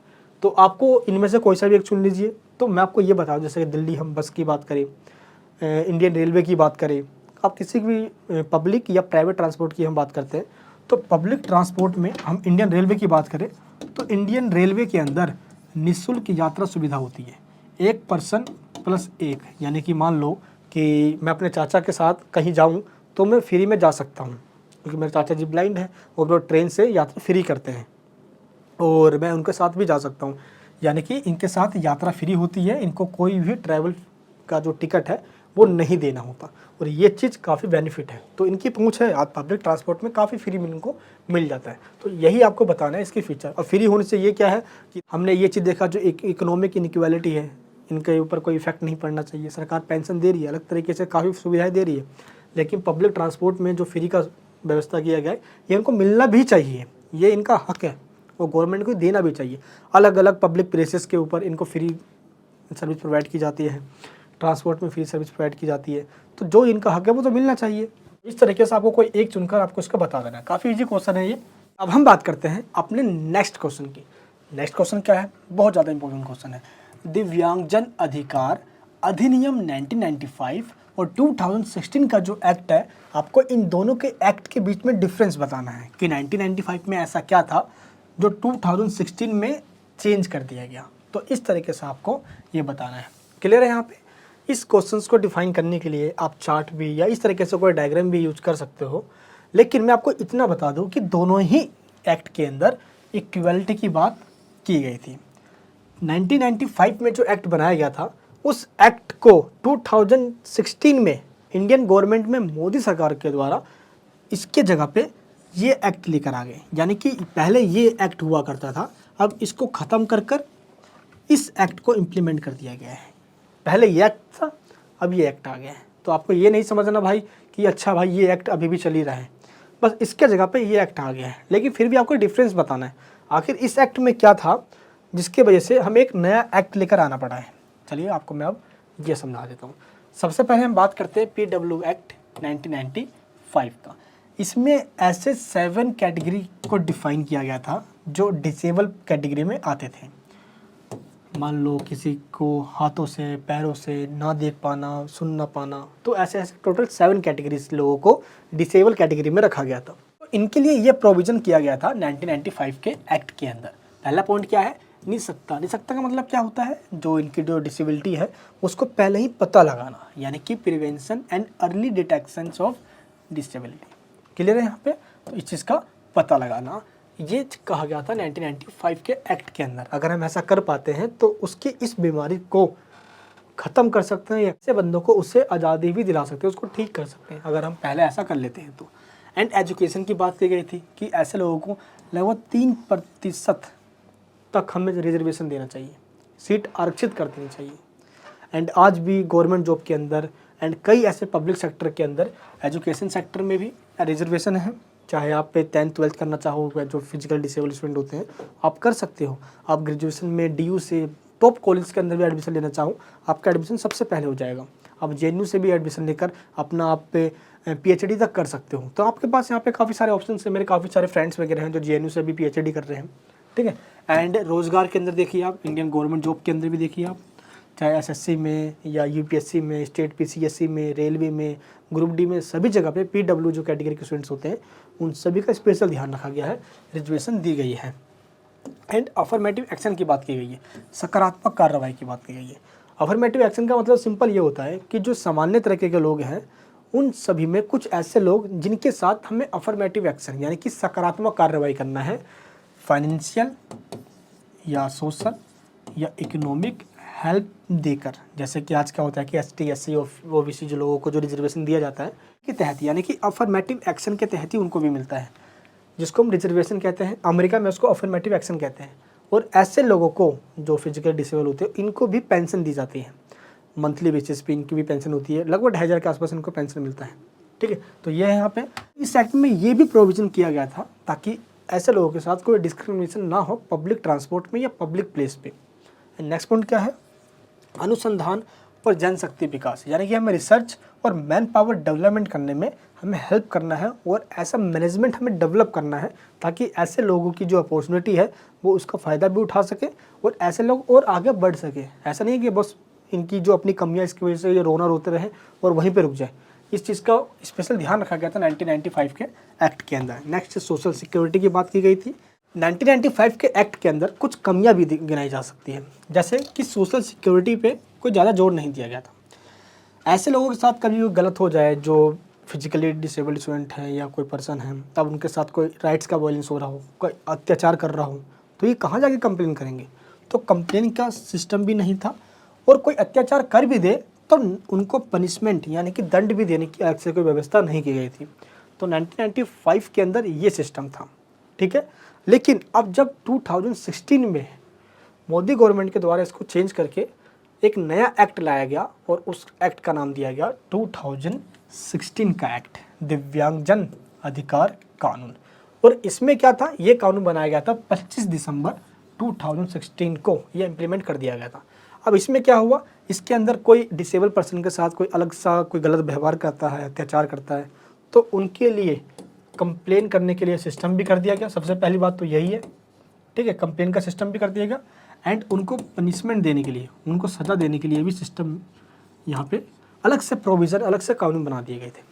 एंड जो 1995 के अंदर टोटल 7 कैटेगरी को रखा गया था, उसको 2016 में इंक्रीज कर टोटल ऐसे 21 कैटेगरी को फिजिकली, या कह सकते हो कि पर्सन विद डिसेबल्ड यानी कि PWD कैटेगरी में रख दिया गया था। एंड जो पब्लिक प्लेस हैं, एजुकेशन सेक्टर हो गया या एम्प्लॉयमेंट यानी कि रोजगार सेक्टर में, हेल्थ के सेक्टर में, इनको रिजर्वेशन दे दिया गया। अधिकारियों की इनकी सुरक्षा कर दी गई कि अगर कोई भी इनके राइट्स का वॉयलेंस करता है तो सीधा कंप्लेन करेंगे और ऐसे लोगों के अगेंस्ट में पनिशमेंट दिया जा सकता है। मान्यता 21 कर दी गई, आरक्षण दे दिया गया। एंड नेक्स्ट पॉइंट क्या है कि भारत के अंदर जितने भी विकलांग होते हैं, यानी जो पर्सन विद डिसेबल, जो PWD कैटेगरी में आते हैं, ऐसे कैटेगरी में वही लोग आएंगे जो कि 21 कैटेगरी डिफाइन किया हुआ है इंडियन गवर्नमेंट के द्वारा। अब सुनना पाना, बोलना पाना या चलना पाना, अलग अलग कैटेगरीज के लोग होते हैं उसके अंदर। जैसे कि जो लोकोमोटर डिसेबिलिटी वाले लोग होते हैं, जो चल नहीं सकते, वो व्हील चेयर पर रहते हैं, तो 40% तक अगर उनका जो हिस्सा है पैर का वो काम नहीं कर रहा, तो वो लोकोमोटर डिसेबिलिटी में आ जाते हैं। तो इसी तरीके से गवर्नमेंट ने अलग अलग तरीके से जो डिसेबिलिटी है उसको स्पेसिफाई कर दिया 2016 के एक्ट के अंदर, जैसे कोई दिक्कत आएगी नहीं, ठीक है। एंड 6 से लेकर 18 साल की उम्र तक ऐसा कोई भी बंदा PWD कैटेगरी में आता है, वो फ्री ऑफ कॉस्ट एजुकेशन ले सकते हैं इंडियन गवर्नमेंट के द्वारा। क्लियर है यहाँ पे। और अगर हम देखें अभी तो वो 6 साल से 14 साल है नॉर्मली स्टूडेंट्स के लिए, लेकिन इनमें क्या है 6 साल से लेकर 18 तक है। क्लियर है। चलिए, तो इनके पास गवर्नमेंट के द्वारा अलग अलग फैसिलिटीज़ दी गई है। तो विशेष बात यह है कि देखो, अनुच्छेद 21 के तहत इनको भी गरिमामय जिंदगी जीने का अधिकार है। आज भी हमारे जो DPSP है, directive principle state policy, article 46 देखोगे आप, तो अलग अलग आर्टिकल्स के अंदर भी इनको जगह दी गई है, जिसमें विकलांग लोगों के अधिकारों और उनकी सुरक्षा की बात की गई है। चलिए, अब हम बात करते हैं अपने नेक्स्ट क्वेश्चन की। यहाँ पे कुछ शॉर्ट नोट्स हैं। पहला पॉइंट क्या है, सीखने की विकलांगता यानी कि लर्निंग डिसेबिलिटी। सेकंड पॉइंट क्या है, विकलांग बच्चों के संदर्भ में RTE अधिनियम 2009 की मुख्य विशेषता बतानी है आपको, यानी कि मेन फीचर्स बताना आपको। RTE right to education and राष्ट्रीय विकलांग नीति 2006, ये तीनों पॉइंट आपको डिस्क्राइब करना है। चलिए एक एक करके मैं आपको ये तीनों पॉइंट समझा देता हूँ। सबसे पहला क्या है यहाँ पे, सीखने की विकलांगता यानी कि लर्निंग डिसेबिलिटीज़। आपको कुछ ऐसी प्रॉब्लम हो जिसकी वजह से ना ही आप पढ़ पा रहे हो और ना ही कोई आपको बोल कर समझा पा रहा है, यानी कि चीज़ों को समझने में आपको दिक्कत हो रही है। और इस कंडीशन में क्या होता है, परसीविंग में, थिंकिंग सोचने में, रिमेम्बरिंग याद करने में, और कोई भी चीज़ सीखने में दिक्कत होने लग जाती है। तो इसी को कहा जाता है क्या, लर्निंग डिसेबिलिटीज़। दैट मीन्स अब लर्निंग में ही विकलांग हो चुके हो, अब सीख नहीं पा रहे हो। इस कंडीशन के अंदर लोगों को वर्बल और नॉन वर्बल दोनों ही कंडीशन के अंदर विकलांग यानी कि डिसेबिलिटी कैटेगरी में रखा जाता है। आई होप आपको ये समझ में आ गया होगा। जिसमें हम क्या करते हैं, जैसे कि लैंग्वेज भी हम देखते हैं, जैसे कुछ लोग सुन नहीं पाते हैं तो उनके लिए आप न्यूज़ भी देखा होगा आपने, एक एंकर इधर बोल रही होती है और एक इस तरफ जो एंकर होती है वो इशारे में उनको समझा रही होती है। तो वो चीज़ तो हम नहीं समझ पाएंगे, वो उनको ही समझ में आएगा जिनको शुरुआत से वही चीज़ पढ़ाया गया है, इशारों वाली पढ़ाई है ना, नॉन वर्बल वाली। जैसे कि अब हमें हेलो कहना है तो हम तो हेलो कह देंगे। अब जिसको भाई हेलो नहीं कहना वो सिंपल हाथ मिलाएगा, इसका उसके लिए तो हेलो यही इसका मतलब है, ठीक है। तो इस तरीके से ये बताना है आप सभी को। आई होप आपको समझ में आ रहा होगा। ये ओरल लैंग्वेज में या रीडिंग में दिक्कत आना, राइटिंग लैंग्वेज में दिक्कत आना, यानी कि लिसनिंग में, राइटिंग में और लर्निंग में प्रॉब्लम्स आना, तो ये होता है हमारी मेंटली या कह सकते हो कि लर्निंग डिसेबिलिटीज़। ऐसे काफ़ी सारे आज भी हमारे पास स्टूडेंट्स आते हैं इस बोर्ड के अंदर जो ये कहते हैं कि हमारा बच्चा पढ़ नहीं सकता, उसको चीज़ें याद नहीं होती हैं। तो सर ऐसा कुछ कीजिए, इसको 10th 12th पास करवा दीजिए, क्योंकि मैं इस टाइम मैनेज बोर्ड का कोऑर्डिनेटर हूँ जहाँ पे 10th 12th बच्चों को पास करवाता हूँ। तो उन बच्चों को मुझे स्पेशली ध्यान रखना होता है। अब क्या करते हैं हम उन स्टूडेंट्स के लिए, हम पहले तो उनसे पूछते हैं, तो मुझे लगता है कि ऐसे स्टूडेंट्स कुछ नहीं कर पाएंगे तो उनके लिए एक राइटर हम हायर करते हैं, फिर राइटर उनका एग्ज़ाम लिखता है, देन वो पास हो पाते हैं। तो इनके लिए अलग से राइटर भी उपलब्ध करवाया जाता है एग्जामिनेशन के अंदर, ठीक है। तो ये चीज़ आपको पता होना चाहिए, जो सही से ना समझ पा रहा हूँ ना अच्छे से वो चीज़ों को परसीविंग यानी कि गेन कर पा रहा हूँ, नेक्स्ट पॉइंट क्या है, विकलांग बच्चों के संदर्भ में आरटीई अधिनियम 2009 की आपको विशेषता बता रही है। आरटीई एक्ट 2009 के अंदर जो आपको स्पेशल फीचर्स दिए गए हैं इन डिसेबल्ड पर्सन के लिए, वो आपको बताना है। सबसे पहले जो वंचित समूह है, जो अंडर प्रिविलेज्ड ग्रुप है, उनके लिए स्पेशली ध्यान रखा गया ताकि इनकी जो सोशल वेलफेयर है इसको प्रमोट किया जा सके। इनको इस चीज़ का एहसास ना हो कि इनके पास रिसोर्सेज नहीं है जिसके वजह से ये पीछे है, इसलिए जो रिजर्वेशन है उसको 25% तक बढ़ा दिया गया। यानी कि 25% जो आरक्षण है वो ऐसे लोगों को मिलती है जो PWD कैटेगरीज में आते हैं। एंड थर्ड पॉइंट क्या है, घर पर रहकर ये अपनी पढ़ाई कर सकते हैं, यानी कि इसको हम होम स्कूलिंग कहते हैं। और इसके लिए आज इंडियन गवर्नमेंट के द्वारा काफ़ी सारे इंस्टीट्यूशन के द्वारा एंड कुछ NGOs के द्वारा भी काम किया जा रहा है। जैसे कि इंडिया के अंदर एक बोर्ड है जो कि 1989 में बना था, जिस बोर्ड का नाम है NIOS बोर्ड। इस बोर्ड के तहत आप 12th क्लास और 10th क्लास घर बैठे आप पास कर सकते हो।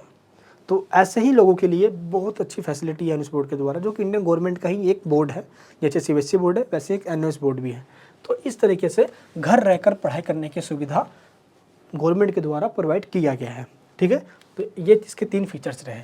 इसके बाद जो क्वेश्चन है वो क्या है, भारत में विकलांग व्यक्ति संगठन DPO द्वारा परिस्थिति जन्य विश्लेषण और क्षमता मूल्यांकन करने के लिए समावेशी अध्ययन के विकास का वर्णन कीजिए। DPO यानी कि विकलांग व्यक्ति संगठन, डिसेबल्ड पर्सन्स ऑर्गेनाइजेशन। आप इसके नाम से ही देख सकते हो, एक ऐसा ऑर्गेनाइजेशन जिसमें मैक्सिमम लोग कौन होंगे, डिसेबल पर्सन, यानी कि PW कैटेगरी के होंगे, या तो वो पैर से या हाथों से, उनमें कोई ना कोई ऐसी प्रॉब्लम होगी। तो ऐसे लोगों का संगठन होता है। और ऐसे लोगों का संगठन जो होगा, इनमें ज़्यादातर अगर वही लोग होंगे जिनको सेम प्रॉब्लम है किसी ना किसी चीज़ को लेकर, तो वो अपनी बातों को आसानी से रख पाएंगे, गवर्नमेंट की पॉलिसीज़ का फ़ायदा उठा पाएंगे, सोशल वेलफेयर में अपना कंट्रीब्यूशन दे पाएंगे।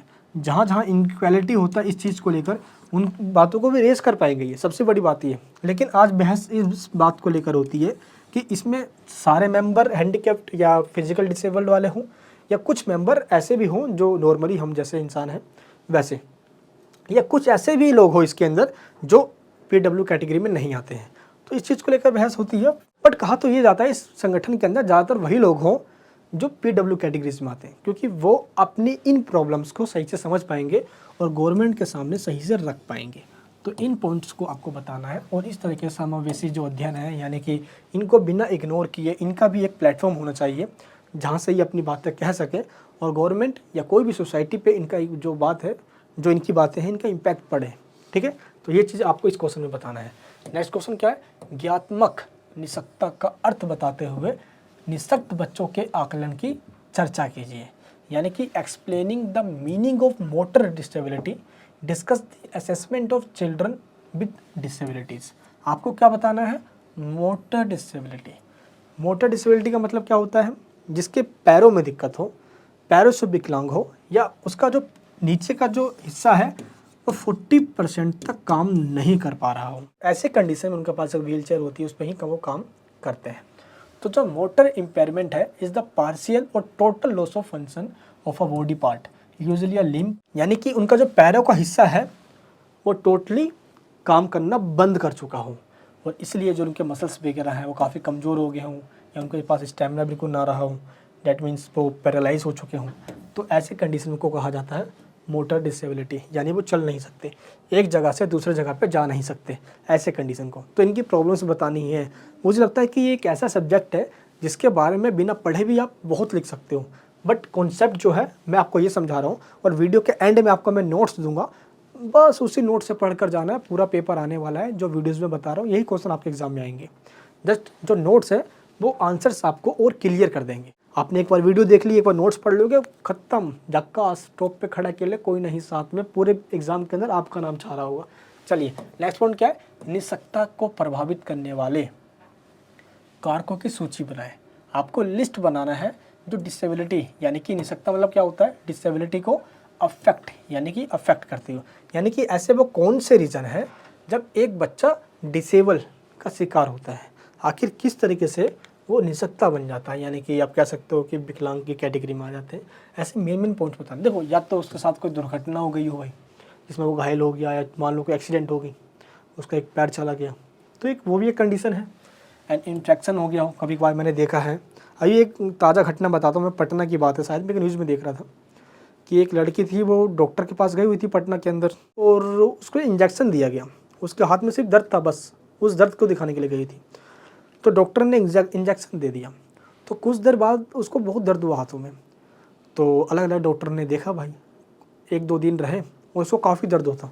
तो कुछ समय बाद ये पता चला कि ये इंजेक्शन गलत दी गई थी, और उस डॉक्टर की गलती की वजह से उस लड़की का पूरा हाथ काटना पड़ा, क्योंकि वो हाथ यहाँ से धीरे धीरे ख़राब होता जा रहा था, और उसका फिर ये हाथ कटा।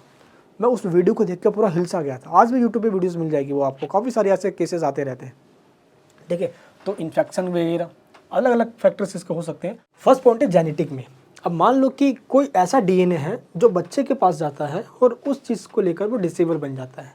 तो जेनेटिक में कोई भी आपके घर में कोई जनरेशन में हो सकता है ऐसा, कभी अक्सर ऐसा भी देखा जाता है, या तो जेनेटिक हो। एंड सेकंड पॉइंट क्या है, या तो पेरेंटल हेल्थ। मान लो कि कई बार देखा मैंने ऐसे, और आपने भी देखा हो, कई सारे ऐसे औरतें होती हैं जो प्रेगनेंसी के टाइम पे भी स्मोकिंग और ड्रिंकिंग कर रही होती है, यानी कि उनका जो बिहेवियर होता है वो हेल्थ को लेकर बिल्कुल, मतलब कि ऐसा होता है कि उनको टेंशन है ही नहीं अपने बच्चों को लेकर, जबकि वो प्रेग्नेंट होती है। नेक्स्ट फैक्टर क्या है, एज। कभी कभार क्या होता है कि जैसे प्रेग्नेंट होने के बाद जब बच्चा हुआ, तो मान लो वह बोल नहीं रहा, तो एक पेरेंट्स को तो यही लगता है कि अभी नहीं बोल रहा, कुछ समय बाद बोल लेगा। 2 साल हो गए, 3 साल हो गए, 4 साल, 5 साल हो गए, बाद में जाके पता चला कि वो बोल नहीं सकता, वो गूंगा है। ऐसे ही और भी प्रॉब्लम्स है, मान लो कि कान की प्रॉब्लम हो, बाद में जाके पता चला कि भाई वो बहरा है। तो कुछ एज का यहाँ पर फैक्टर होता है जो कि बाद में जाके पता चलता है। नेक्स्ट पॉइंट क्या है, सोशल क्लास एंड कास्ट। ये पॉइंट तो अपने आप में अटपटा लगेगा आपको। देखिए, जैसे क्या होता है कि वेस्टर्न कंट्री की हम बात करें, जैसे कि अमेरिका की हम बात करते हैं, या यूरोपियन कंट्रीज़ की, इन्होंने हमेशा से जो भी ब्लैक लोग होते हैं उनको इन्होंने हमेशा दबा के रखा है। तो इनका ये कहना है कि जो ब्लैक लोग होते हैं वो मंद बुद्धि के होते हैं, इनके बच्चे इसलिए मंद बुद्धि के निकलते हैं। अब अफ्रीका के अंदर कुछ अलग ही बीमारियाँ होती है, वहाँ पे बच्चे जैसे जीका वायरस या कोई अलग अलग वायरस वगैरह वहाँ पे पाई जाती है, तो या तो हाथों से या पैरों से लोग विकलांग पैदा हो जाते हैं। तो एक अलग ये सोशल फैक्टर हो सकता है जो कि अफ्रीकन या अभी भी यूरोपियन कंट्रीज़ में पाया जाता है। पॉइंट क्या है, माल न्यूट्रिशन। मान लो कुपोषण का शिकार बच्चा, अब बच्चा पैदा स्टार्टिंग में होता है तो बहुत सुखड़ा सा पतला सा होता है, और कई बार तो कुपोषण का शिकार हो जाता है, जान तक उससे खतरे में आ जाती है। लैक ऑफ क्लीनलीनेस, अब कई जगह देखा जाता है कि कोई लोग काफ़ी गंदगी में होते हैं, आसपास भी गंदगी रखते हैं, इसका इफेक्ट बच्चों पे पड़ता है। तो ऐसे कुछ और फैक्टर्स हैं जो स्टार्टिंग में बच्चों की लाइफ पे, हेल्थ पे अफेक्ट करती है, वो इस वजह से वो डिसेबल कैटेगरी के अंदर हो सकते हैं। तो कुछ मैंने यहाँ पे रीजंस बताए हैं, ये आपको पता होना चाहिए, ठीक है। माल न्यूट्रिशन इसके अंदर मेन है, कुपोषण का शिकार होना। चलिए बात करते हैं अपने हम नेक्स्ट क्वेश्चन की। भारतीय परिप्रेक्ष्य में विकलांगता की शिक्षा पर प्रकाश डालिए। आखिर जो डिसेबल कैटेगरी के लोग होते हैं, ये जो स्टूडेंट्स होते हैं, इनके एजुकेशन के लिए क्या क्या प्रबंध किया हुआ है इंडियन गवर्नमेंट के द्वारा। चलिए इस पर बात करते हैं। देखिए, मोड्स ऑफ एजुकेशन की बात करें या टीचिंग की हम बात करते हैं, पहले तो होता है बोलकर पढ़ाना, है ना, लैंग्वेज ओरिएंटेड, जिसमें लैंग्वेज से हम टोटली बोलकर बता रहे होते हैं, पढ़ा रहे होते हैं। नेक्स्ट क्या होता है, एक्टिविटी ओरिएंटेड, हम ऐसा कुछ करके दिखा रहे होते हैं जिससे कि जो हम कर रहे हैं और उसी एक्टिविटी को देखकर सामने वाला समझ ले जो हम कर रहे हैं, जो हम बताना चाह रहे हैं, जो भी हम एक्टिविटी, जो हम एक्शन कर रहे होते हैं यहाँ पे। तो 2 एक्टिविटी है। तो इन दोनों एक्टिविटी के तहत ऐसे स्टूडेंट्स की स्टडी के लिए या एजुकेशन के लिए RPWD 2016 के एक्ट के अंदर, RTE 2009 के एक्ट में, 2012 के एक्ट के अंदर, अलग अलग एक्ट के अंदर ये बताया गया है स्पेशली इनके एजुकेशन के लिए। अगर हम बात करें 2016 का एक्ट, जो कि 1995 के एक्ट की जगह पे पारित हुआ है, पास हुआ है, कब, 25 दिसंबर को, ठीक है। इस एक्ट के अंदर 2 बातों पे ध्यान देगा। पहला क्या है, स्पेशल स्कूल्स बनाए गए पब्लिक और प्राइवेट, ऐसे लोगों के लिए जो फिजिकली या मेंटली डिसेबल्ड होते हैं, क्लियर है। एंड दूसरा क्या है, RTE एक्ट 2009, इसमें क्या कहा गया कि नेबरहुड स्कूल बनाना है, हमें आस पड़ोस में स्कूल बनाना है, पहली व्यवस्था की गई। सेकंड सिस्टम ये अपनाया गया कि किस तरीके से हमें होम बेस्ड एजुकेशन को प्रमोट करना है, जैसे कि होम स्कूलिंग की बात कही मैंने, कि बच्चा अपने घर पे रहकर ही पढ़ाई कर सके, और ये सिस्टम किया गया 2009 RTE एक्ट के अंदर। तो ये दोनों पॉइंट्स आपको सिंपल बता देना है इस वाले क्वेश्चन में। जस्ट अगर आपको मेन कंसेप्ट पता है, बना के आंसर लिख कर आ जाओगे, कोई भी दिक्कत नहीं आएगा आपको, क्लियर है दोस्त। चलिए अब हम बात करते हैं अपने नेक्स्ट क्वेश्चन की। बौद्धिक निसक्ता यानी कि मेंटली जो डिसेबल होते हैं उनका मेन जो समस्या है, डेट मीन्स उनके मेन कारण क्या है, आपको ये बताना है। देखो बौद्धिक का मतलब यहाँ पे क्या है, या तो वो सुन नहीं पा रहा, रीड नहीं कर पा रहा, चीज़ों को ऑब्जर्व नहीं कर पा रहा। तो मेनली अगर हम देखेंगे तो यहाँ पे 4 कैटेगरी के यहाँ पे डिसेबल पाए जाते हैं। सबसे पहला विजुअल इम्पेयर्ड, विजुअली मतलब जो देख नहीं सकता और वो डंडे के सहारे चलते हैं, पहली कैटेगरी होगी। सेकंड कैटेगरी क्या है, जो हियरिंग इम्पेयर्ड यानी कि सुन नहीं सकते वो। थर्ड क्या है, फिजिकली डिसेबल्ड, दैट मीन्स वो चल नहीं सकते। एंड फोर्थ क्या है, लर्निंग डिसेबल्ड, जैसे कि अभी हमने पढ़ा यहाँ पे इंटेलेक्चुअल डिसेबल्ड भी इसको कहा जाता है, इसको ASD के नाम से भी जाना जाता है। तो ये 4 कैटेगरीज हैं यहाँ पे। तो जो क्वेश्चन में पूछा गया वह पूछा गया बौद्धिक निसक्ता, दैट मीन्स इंटेलेक्चुअल डिसेबिलिटी, इसको कहा जाता है लर्निंग डिसेबिलिटी या इंटेलेक्चुअल डिसेबिलिटी। यानी कि मान लो कि सुनने में दिक्कत हो, पढ़ने में दिक्कत हो, कोई चीज़ याद करने में दिक्कत हो, हमें चीज़ों को समझने में दिक्कत हो, जब हम चीज़ों को पढ़ रहे हैं तो उससे घबरा रहे हैं, डर रहे हैं, ये हम पे हावी हो रहा है, तो ऐसे लोगों के लिए ही एक अलग से सिस्टम किया जाता है, इसको हम साइन लैंग्वेज कहते हैं। अलग अलग तरीके से इनको एजुकेशन को और आसानी बनाकर या अलग सिस्टम के तहत इनको पढ़ाया जाता है। तो ये चीज़ आपको इसमें ध्यान रखना है बौद्धिक निसक्ता के अंदर। तो आपको बताना है इंटेलेक्चुअल जो डिसेबिलिटी होती है आखिर इसका मेन कारण क्या है। सबसे पहला जो इसका रीज़न होता है वो होता है हेरिडेटरी कंडीशन, दैट मीन्स आनुवंशिक। अगर आपके घर में ही कोई पहले से ऐसा हो तो वो जेनेटिक हो सकता है और बच्चे पे भी इसका प्रभाव जा सकता है, अफेक्ट कर सकता है। वो माता पिता की भी समस्या हो सकती है इसके अंदर। एंड डिलीवरी के टाइम अगर टाइम से पहले हो जाए, बहुत टाइम बाद भी हो, तो कई फैक्टर्स ऐसे होते हैं, तो ये भी काफ़ी अफेक्ट करता है बच्चे के हेल्थ, यानी कि इंटेलेक्चुअली इससे काफ़ी बच्चा अफेक्टेड होता है। नेक्स्ट क्या, जन्म के बाद की भी काफ़ी ऐसी समस्याएं होती हैं, या तो उनका मेंटली अच्छे से डेवलप ना हो पाना, इंटेलेक्चुअली वो चीज़ों को उस तरीके से ऑब्जर्व ना कर पाना जो नॉर्मली बच्चे कर लेते हैं, ये बच्चों में पाया जाता है। जैसे कि उनमें आयोडीन की कमी हो सकती है, बोनापन वगैरह की समस्या हम देखते हैं यहाँ पे। एंड मालन्यूट्रिशन, दैट मीन्स कुपोषण का शिकार होना। तो ऐसे कुछ रीज़न है जिसके वजह से हम देखते हैं बच्चों में इंटेलेक्चुअली डिसेबिलिटी पाया जाता है। नेक्स्ट क्वेश्चन क्या है हमारे पास, चलिए बात करते हैं विकलांग बच्चों के लिए कार्य योजना 1992 की समीक्षा के लिए। That means what is the rehabilitation council of India act, कब की एक्ट है ये, 1992 की एक्ट है। इस एक्ट को भारतीय पुनर्वास परिषद अधिनियम 1992 के नाम से जाना जाता है। इस एक्ट को इंडियन पार्लियामेंट के द्वारा 1992 में पास कर दिया गया था। ये एक्ट 22 जून 1993 को इम्प्लीमेंट हुआ था। इसमें थोड़ा सा चेंज भी किया गया था सन 2000 के अंदर, 2000 के अंदर। चलिए अब बात करते हैं इस एक्ट के बारे में, मेन फीचर्स क्या है इस एक्ट की।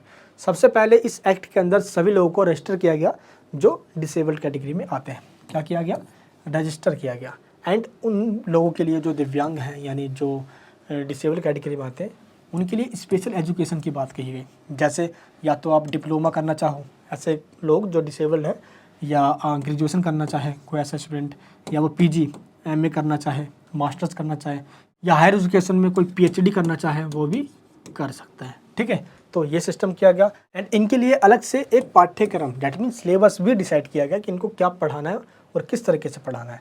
एंड इनके लिए अलग तरीके से एक योजना बनाई गई और उसको रेगुलेट करने का एक फ्रेमवर्क भी बनाया गया कि इसको कैसे हम इम्प्लीमेंट करेंगे। नेक्स्ट पॉइंट काफ़ी इंपॉर्टेंट है, क्या कह रहा है ये, भारतीय पुनर्वास परिषद यानी कि rehabilitation council of India act.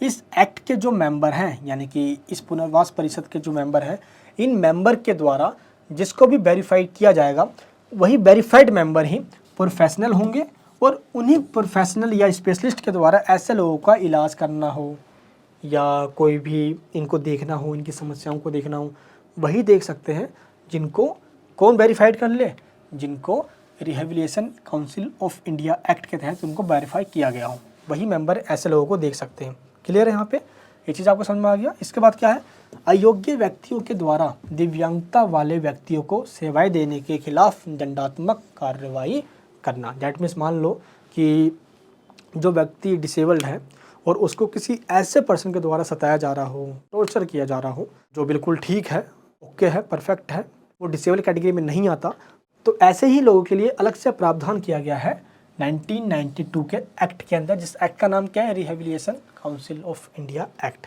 ये चीज़ आपको पता होना चाहिए, काफ़ी इंपॉर्टेंट है ये। आई होप आपको जितने भी मैंने क्वेश्चंस बताए हैं उनके कॉन्सेप्ट आपको समझ में आ गए होंगे और आपको इतना तो समझ में आ गया है कि अच्छा अब जैसा भी क्वेश्चन आएगा बना के लिख ही दूंगा। और मैंने आपको एक और तरीका दिया है, इस वीडियो के डिस्क्रिप्शन बॉक्स के अंदर आपको एक लिंक मिलेगा 5th सेमेस्टर नोट्स। इसमें बीए पॉलिटिकल साइंस ऑनर्स है और यहाँ पे बीए प्रोग्राम है। इस लिंक पे आपको क्लिक करना है और जैसे ही इस लिंक पे क्लिक करोगे आपको आपके सभी सब्जेक्ट्स के नोट्स मिल जाएंगे। आपको जो जो नोट्स चाहिए आप इसमें से सिंपल ले लीजिए और उसी नोट्स में से आप पे एग्जाम्स में क्वेश्चन आएंगे। मैंने उनके आंसर्स को बहुत अच्छे तरीके से एक्सप्लेन किया हुआ है, जस्ट उन्हीं को पढ़कर जाना है और पेपर में फोड़ कर आना है। आई होप आपको ये वीडियो समझ में आई होगी। नोट्स को डाउनलोड कर लीजिए। जितने भी सब्जेक्ट्स हैं उन सभी के यहाँ पे नोट्स दिए हुए हैं। जैसे कि अभी जो मैंने आपको एजुकेशन पढ़ा है ये देखिए, उसका नोट्स यहाँ पे ये रहा। हिंदी मीडियम में भी है और इंग्लिश मीडियम में भी है। तो जितने भी आपके सब्जेक्ट्स हैं उनको डाउनलोड कीजिए और अभी से पढ़ना इसको स्टार्ट कीजिए। इसी नोट्स में से आपके पूरे क्वेश्चंस एग्जाम में आने वाले हैं, विद आंसर के साथ रहिए, बड़ा मजा आएगा इसको पढ़ने में। आई होप आपको टॉपिक समझ में आ गया होगा। अगर चैनल पर नहीं हो तो प्लीज़ अभी के अभी आप सब्सक्राइब कर लीजिए। अपने फ्रेंड सर्कल में इस वीडियो को शेयर कीजिए, सभी तक इस वीडियो को पहुंचाइए ताकि सभी का भला हो सके। मुझे ऐसे वीडियोस बनाने में बहुत मेहनत लगती है और ये मेहनत तभी सफल हो सकता है जब आपकी ये वीडियो काम आए। और मुझे इतना विश्वास है कि अभी तक मैंने आपके जितने भी सेमेस्टर्स में हेल्प करी है इस बार भी भरपूर आपकी हेल्प करने वाला। नोट्स को डाउनलोड करने के लिए, इस वीडियो को एंड तक देखने के लिए दिल की गहराइयों से आपका बहुत बहुत धन्यवाद। वीडियो कैसी लगी कमेंट बॉक्स में जरूर बताना। मिलूंगा आपसे नेक्स्ट वीडियो के अंदर। अपना प्यार वहीं बनाए रखना। सभी हो गया पास, अरे बिल्कुल भी ना हो निराश। पढ़ाओ हाथ इस मनीष वर्मा के साथ। जय हिंद, जय भारत।